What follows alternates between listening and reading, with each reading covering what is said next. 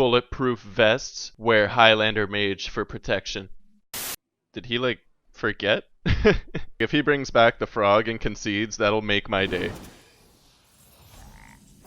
Yeah, we're not saving the Alex to heal, we're just going balls to the walls.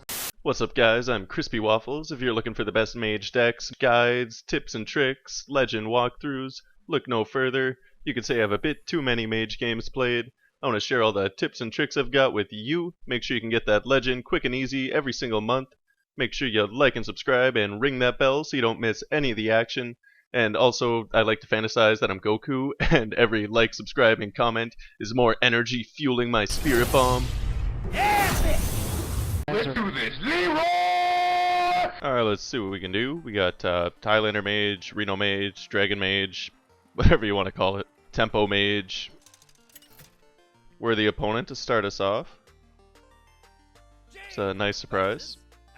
Gonna be a priest. The light shall bring victory. You asked for it. So the Amalgam's gonna be a pretty solid turn 3. I kinda wanna hold on to Zephyr the Great. Gonna give us some pretty good options.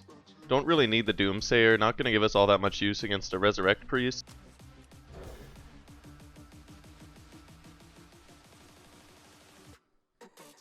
Getting some pretty solid options there. We can proc the Witch Doctor with our Nightmare Amalgam.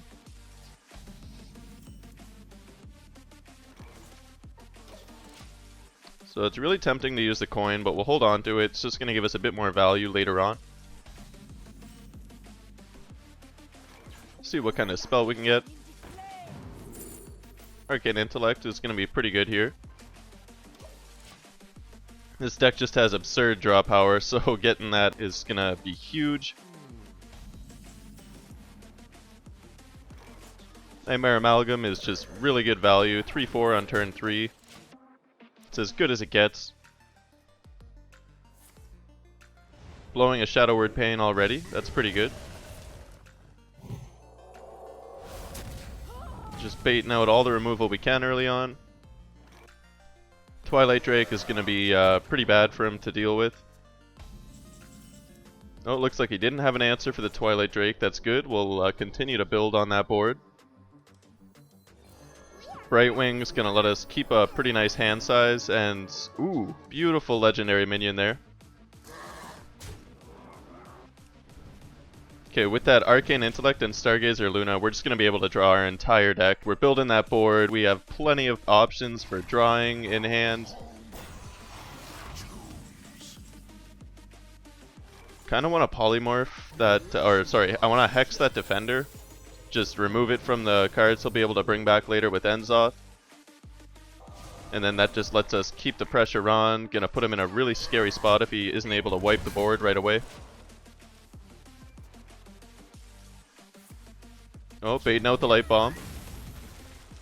Twilight Drake is going to survive, though.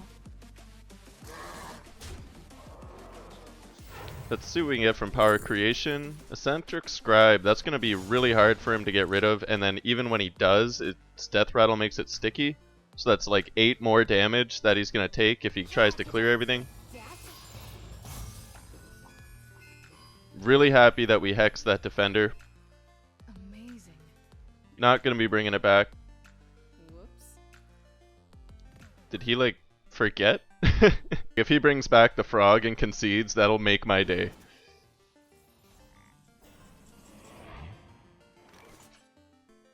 It's an easy Reno. Gonna let us get through with all of our damage.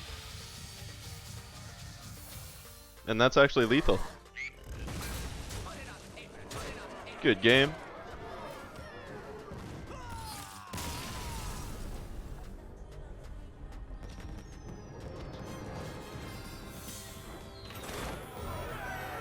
That is beautiful. Let's keep it up. That poor priest. Like the only minion he played all game, we destroyed with that hex.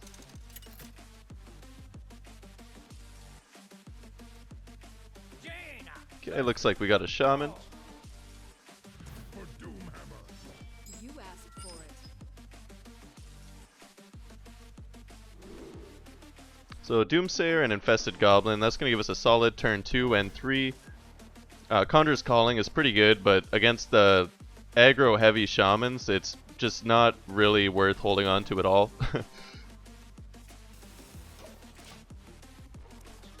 Like when you're mulliganing, just like picture your turn 2, 3, maybe even 4 ahead of time. You want to make sure that you have solid options for the early game.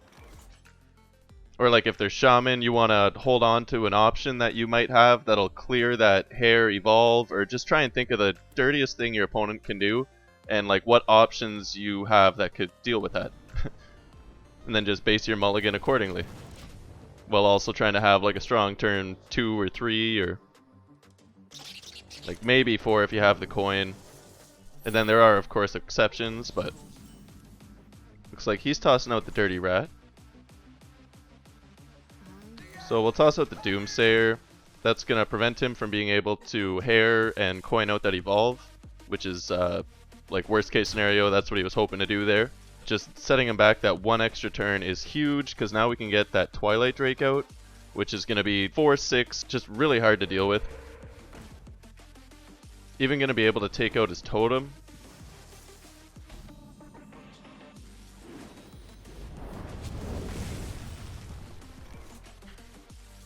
So we'll get that Twilight Drake out there.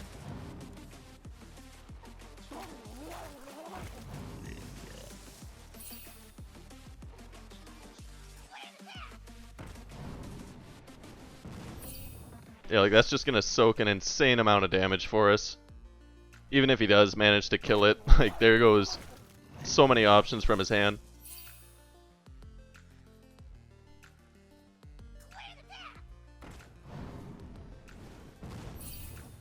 Yeah, we're blowing his coin, we're blowing all his lackeys, he's overloaded 2 mana. And he didn't get the double battle cry on any of that. He's down to the 4 cards in hand. Like that's an easy board clear. We don't even have to clear the board. Like, he doesn't really have any damage. Yeah, the Infested Goblin's gonna be great. That's gonna soak up quite a bit of the board. Gonna give us 2 more taunts to soak up the rest. Hold on to that Zephyr just as long as we can for when he does finally evolve the whole board. Just making sure we have an answer for anything he might throw at us. Speak of the devil. I mean, he might not evolve everything, but if they toss out the Mogu Flesh Shaper, it's pretty likely. There it is.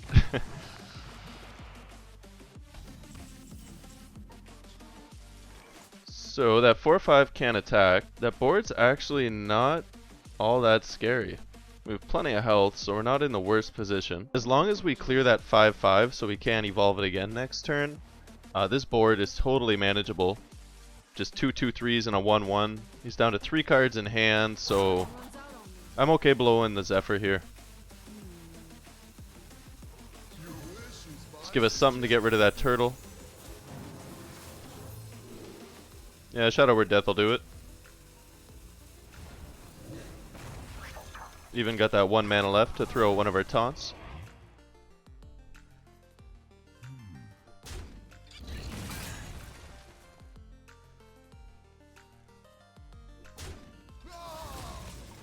So all he really has is a 2/3 unless he evolves that 4/5 somehow.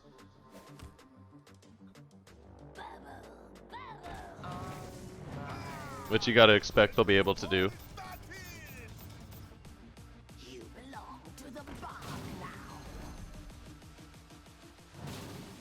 But we're sitting at 22 health.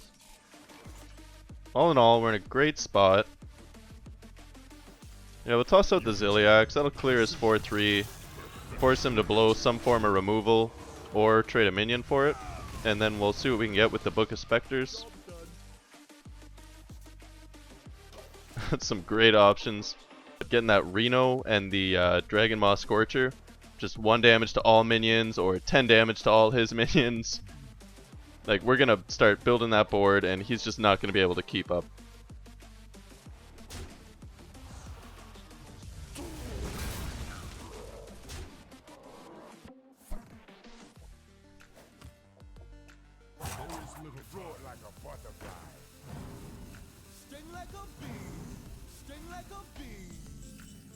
It's a bit of a scary play for him, but still got plenty of health. We'll get rid of both those 5/5s just to minimize the damage he can get through with.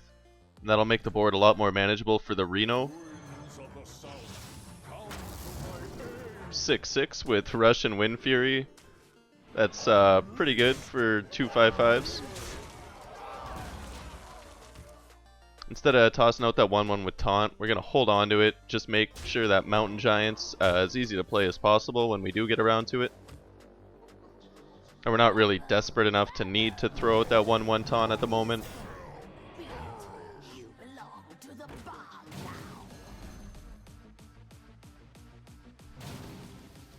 Okay, so he's going to spend all his mana to evolve that one minion, it looks like. Ooh, that's going to be annoying. Gets to buff every minion in his hand. It's a good thing he has no hand. So it's going to be pretty rough taking 9 damage to the face, but get rid of that whole board. He has no way to trigger that death rattle, so unless he wants to play nothing this turn, he's going to get that much less minions buffed with it. Then we do have the Enzoth, we got the Alex. 12 health would be pretty bad, but we still have plenty of options to make that a bit less scary. Oh, even drawing the Apple Bomb, that's beautiful. Dragon Maw Sorcerer is gonna let us clear that 9/2. Hold on to the Reno for a bit more of a clear.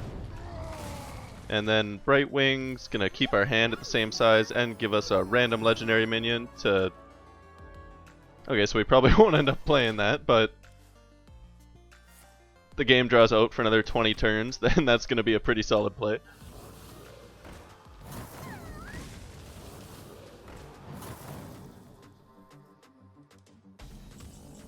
Not going to play anything else, so he's got 3 cards in hand, 10 damage on board. That's going to be great. We'll clear it with the Reno, make sure we get the Mountain Giant out there first so that we can still play it for 4 mana.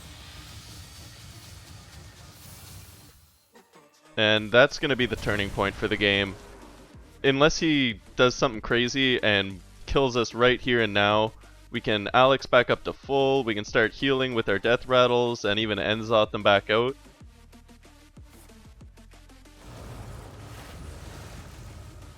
Okay, Plague of Murlocs pretty strong, but he's only got 5 mana left with those overloaded crystals. And he isn't able to kill any of these Murlocs. Yeah, we're not saving the Alex to heal, we're just going balls to the walls. We're going to take him down here and now. Get this taunt out too. Like, he has to spend his whole turn clearing this board. If he had lethal or something crazy, he probably would have done it last turn.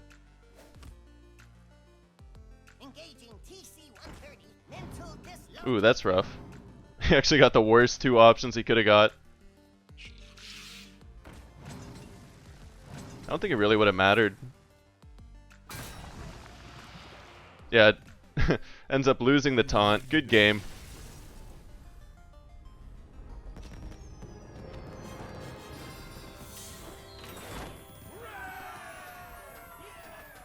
I love it. Let's keep it up. Is he not Flamewaker? What is going on? He's running research project? Is he Reno? What? Is he gonna take it? Yeah, he's taking the 6/2, so we got him down to half health, and I don't think we've attacked him yet. He played another weapon. Maybe he'll just kill himself for us. Oh my god, this run! Thank you so much for watching. I'm doing my best to turn this into something somewhat professional. All your love and support is just overwhelming. If you have any questions or tips, leave a comment below. I'm also not sure if I should do videos on arenas or battlegrounds next, so let me know what you prefer. Click one of the videos on screen to continue the action, and we'll see you in the next one. Stay beautiful.